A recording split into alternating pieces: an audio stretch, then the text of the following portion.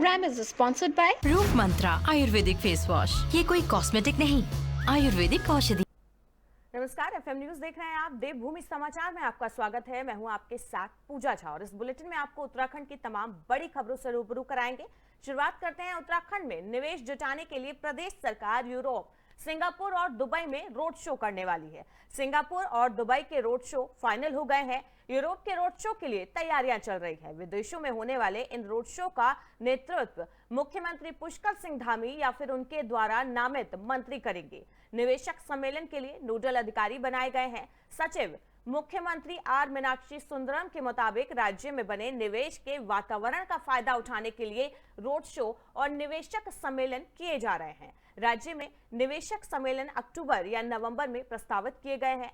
सम्मेलन की शुरुआत प्रधानमंत्री नरेंद्र मोदी करने वाले हैं। प्रधानमंत्री कार्यालय की तय तिथि के हिसाब से ही 3 दिवसीय निवेशक सम्मेलन फाइनल होगा। सम्मेलन से पहले देश और विदेश में रोड शो होंगे। पर्यटन क्षेत्र में अगले साल 40 से 50 हजार करोड़ के निवेश का लक्ष्य रखा गया है। बड़ी अपडेट आपको दे रहे हैं। उत्तराखंड में अब विदेशों से निवेश लाने की तैयारी में है धामी सरकार। इसके लिए कई शहर चिन्हित किए गए हैं।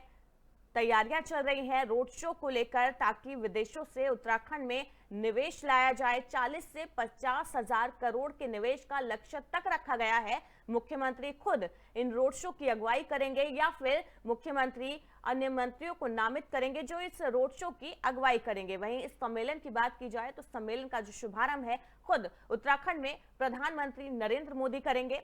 इसके अलावा स्वास्थ्य क्षेत्र की अगर बात की जाए तो 2000 करोड़ औद्योगिक के क्षेत्र में 2500 करोड़, 20 विश्व स्तरीय उच्च शिक्षा के संस्थानों की स्थापना के लिए 10,000 करोड़, शहरी विकास अवस्थापना के लिए 30,000 करोड़ के निवेश जुटाना है। इतने निवेश का लक्ष्य रखा गया है प्रदेश में। उद्योग और अवस्थापना विकास के लिए देश भर के उद्यमों को आकर्षित करना होगा, जिससे उत्तराखंड में निवेश बढ़ सके और वहां पर पर्यटन को बढ़ावा मिले, रोजगार को बढ़ावा मिले।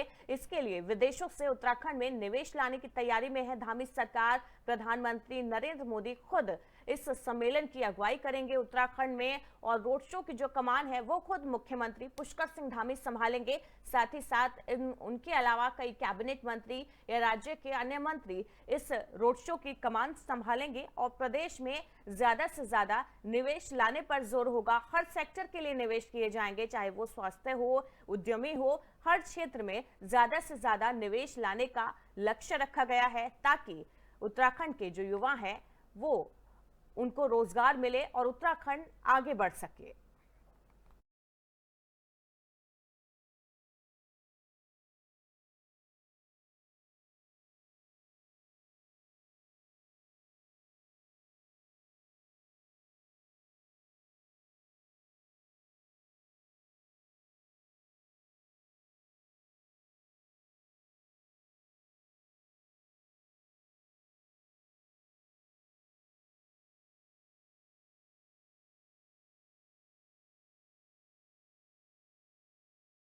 तो उत्तराखंड में विदेशों से निवेश लाने की तैयारी में है धामी सरकार। निवेश बढ़ाने पर धामी सरकार का फोकस है। इसके लिए यूरोप, सिंगापुर और दुबई में रोड शो किए जाएंगे। यूरोप और सिंगापुर में जो रोड शो होने वाले हैं उनकी तैयारियां कर ली गई हैं। दुबई में रोड शो की तैयारियां की जा रही हैं। इसके लिए नोडल अधिकारी बनाए गए। सचिव मुख्यमंत्री आर मीनाक्षी सुंदरम के मुताबिक राज्य में निवेश के वातावरण का फायदा उठाने के लिए रोड शो और निवेशक सम्मेलन किया जाएगा। राज्य में निवेशक सम्मेलन अक्टूबर या नवंबर में प्रस्तावित किया गया है। सम्मेलन की जो शुरुआत है वो खुद प्रधानमंत्री नरेंद्र मोदी करेंगे। तो एक तरह से यूपी की तर्ज पर अब उत्तराखंड में भी विदेशों से ज्यादा निवेश लाने की तैयारी में है धामी सरकार, ताकि उत्तराखंड का विकास हो सके और वहां के युवाओं को ज्यादा से ज्यादा रोजगार मिले और उत्तराखंड में जो पलायन हो रहा है उस पर भी कहीं ना कहीं रोकथाम लग सके। हर क्षेत्र में, हर सेक्टर में धामी सरकार निवेश लाने की तैयारी में है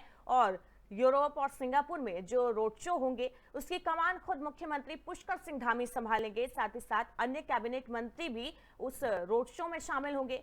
सम्मेलन की शुरुआत प्रधानमंत्री नरेंद्र मोदी खुद उत्तराखंड में करेंगे। प्रधानमंत्री कार्यालय की तय तिथि के हिसाब से ही 3 दिवसीय निवेशक सम्मेलन फाइनल किया जाएगा। सम्मेलन में विदेश और देश में रोड शो होंगे। पर्यटन क्षेत्र में अगले साल 40 से 50 हजार करोड़ के निवेश का लक्ष्य भी तय किया गया है।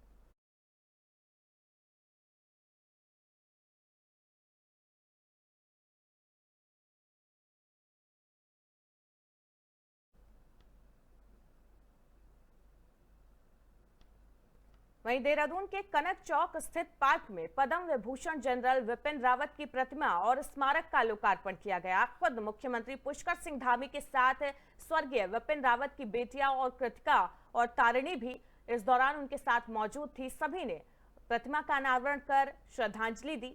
स्वर्गीय सीडीएस विपिन रावत को इस दौरान मुख्यमंत्री ने कहा कि जनरल विपिन रावत की स्मृति को चिरस्थायी बनाए जाने के लिए प्रदेश में कई बड़ी परियोजनाएं उनके नाम पर शुरू की जाएंगी। ये भव्य प्रतिमा और स्मारक स्थल जनरल विपिन रावत के शौर्य, अदम्य साहस और वीरता का स्मरण कराते रहे, युवाओं को प्रेरणा देते रहे, इसलिए स्थापित की गई है। सीडीएस जनरल रावत की प्रतिमा और स्मारक स्थल का निर्माण एमडीडीए ने लगभग 50 लाख रुपए की लागत से कराया है। मुख्यमंत्री ने कहा, जनरल विपिन रावत की आकस्मिक मृत्यु से देश को जो अपूर्णीय क्षति पहुंची है, उसकी भरपाई तो कभी नहीं की जा सकती। उत्तराखंड सैनिक बहुल्य प्रदेश है और भारतीय सेना की गौरवमयी इतिहास में उत्तराखंड के सैनिकों का विशिष्ट योगदान रहा है। तो देश के पहले सीडीएस स्वर्गीय जनरल विपिन रावत की प्रतिमा का अनावरण किया गया है। देहरादून के कनक चौक पर उनकी भव्य प्रतिमा लगाई गई है। मुख्यमंत्री पुष्कर सिंह धामी ने इस प्रतिमा का अनावरण किया। इस दौरान स्वर्गीय विपिन रावत की दोनों बेटियां भी मौजूद थी। सभी ने स्वर्गीय विपिन रावत को नमन कर उनको अपनी श्रद्धांजलि अर्पित की है।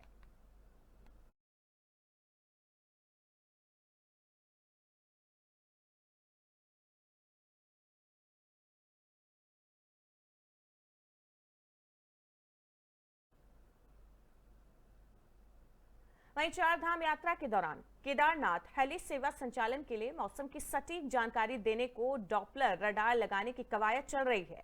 केदार घाटी में हेलीकॉप्टर हादसे रोकने के लिए भारतीय नागरिक विमान प्राधिकरण की पहल पर भारतीय मौसम विभाग और उत्तराखंड नागरिक उड्डयन विकास प्राधिकरण के बीच डॉपलर रडार लगाने और तकनीकी सहयोग के लिए बातचीत चल रही है।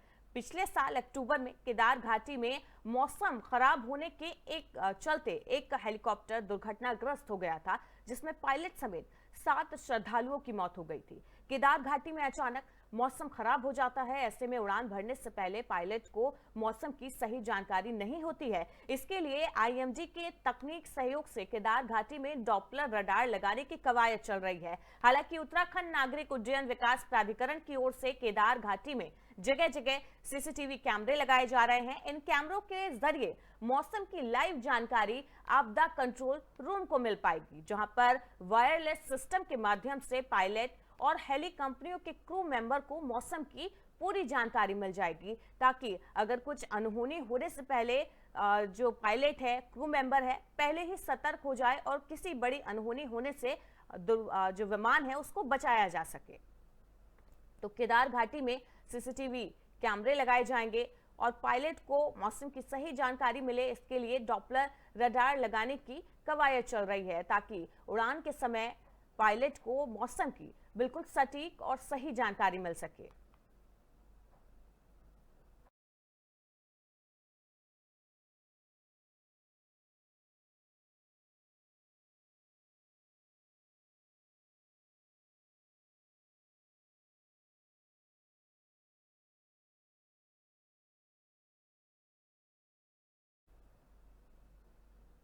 वहीं मसूरी में राष्ट्रीय अल्पसंख्यक शैक्षणिक संस्था आयोग के चेयरमैन जस्टिस नरेंद्र कुमार जैन ने सभी अल्पसंख्यक समुदाय और उनके शैक्षणिक संस्थानों से जुड़े लोगों से अल्पसंख्यकों से जुड़ी योजनाओं पर चर्चा की। उन्होंने कहा, केंद्र सरकार ने 6 मुस्लिम समुदायों मुस्लिम, सिख, ईसाई, जैन, बौद्ध और पारसी को धार्मिक अल्पसंख्यक घोषित किया हुआ है। केंद्र ने भाषाई अल्पसंख्यक घोषित नहीं किए हैं। अल्पसंख्यक समुदायों को सरकारी योजनाओं का लाभ लेना चाहिए। राज्य सरकार जमीन का पट्टा व्यक्ति के नाम होने पर मदरसा बनाने के लिए 20 लाख रुपए मुहैया कराती है। एनएमडीएफसी योजना में अल्पसंख्यक वर्ग को सस्ती दरों पर कर्ज मुहैया कराया जाता है। इस योजना का शुरुआती कोष 500 करोड़ रुपए था, जो अब बढ़कर 3,500 करोड़ रुपए हो गया है। बैंकों में भी अल्पसंख्यक वर्गों के लिए एक नोडल ऑफिसर होता है। जैन ने कहा, अगर अपने समुदाय के लिए कुछ करना चाहते हैं तो स्कूल और मेडिकल कॉलेज खोलने पर जोर दें। आज यूनिवर्सिटी भी स्थापित की जा सकती है। तो NCMEI के चेयरमैन जस्टिस ने अल्पसंख्यकों की समस्याओं को लेकर एक बैठक की है मसूरी में, जहां पर अल्पसंख्यकों से जुड़ी समस्याओं को उन्होंने सुना और साथ ही साथ जो योजनाएं सरकार की तरफ से मुहैया कराई जाती हैं अल्पसंख्यकों के लिए, उसके बारे में चर्चा की और उनको जानकारी दी।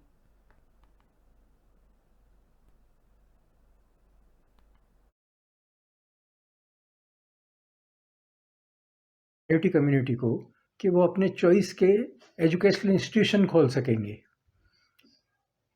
अदर जो यूनिवर्सिटीज़ हैं, कॉलेजेस हैं, उन सभी जो शैक्षणिक संस्थान हैं उन्हें खोलने का अधिकार माइनॉरिटी को दिया गया। एक सिंगल पर्सन जो माइनॉरिटी का है, विदाउट एनी ट्रस्ट सोसाइटी और चैरिटेबल कंपनी, क्योंकि प्रॉफिटेबल कंपनी को तो हम माइनॉरिटी स्टेटस देते नहीं है, तो एक सिंगल पर्सन माइनॉरिटी का यूनिवर्सिटी खोलने का अधिकार रखता है। तो इंडिया के अंदर 6 कम्युनिटी सेंट्रल लेवल पर माइनॉरिटी के अंतर्गत आती है, जिसमें सबसे पहले मुस्लिम, फिर क्रिश्चियन, फिर सिख, बौद्ध, पारसी, और सबके बाद में 27 जनवरी 2014 को जैन्स को भी इसमें इंक्लूड किया गया है। तो अभी सेंट्रल लेवल पे 6 जो रिलीजियस माइनॉरिटी है उनको